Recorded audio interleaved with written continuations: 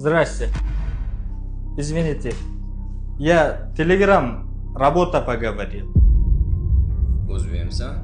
Ha, o'zbekman. Sizlar ham o'zbekmisizlar? Xayrlisizlar? Bo'pti, ishga o'taylik. Xo'p.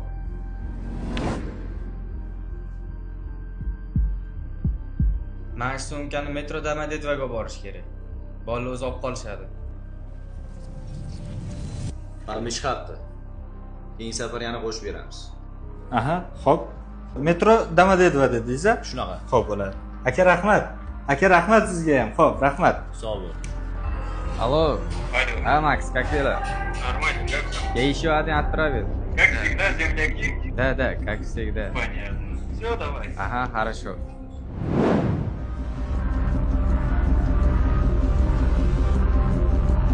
Руки вверх!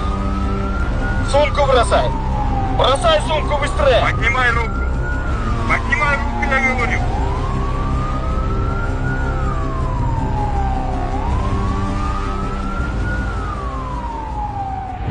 Приговор. Qachon kelding Гражданин Республики Узбекистан Джалалидин Суванов Асамединович за нарушение федерального закона на территории Российской Федерации обвиняется в статье 228 Уголовный кодекс Российской Федерации.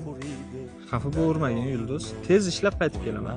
Kelishim bilan to'y qilamiz. Незаконное приобретение, хранение, перевозка, изготовление и продажа наркотических средств за совершение такого рода преступлений суд признал подсудимого виновным и назначил наказание в виде лишения свободы сроком на 8 лет.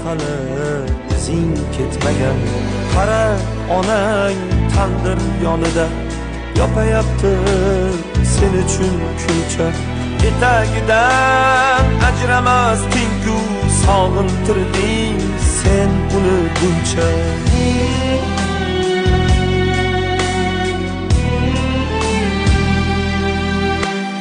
akang bilan uchirgan barrak Bob osmondan tusholmayapti opang seni Приговор должен быть исполнен и не подлежит обжалованию. yutolmayapti oxirgi bor qachon eshitding to'ylardagi yor-yorni o'yla bor xayolan do'stlaring bilan o'rtaga tush quloch yoz o'yna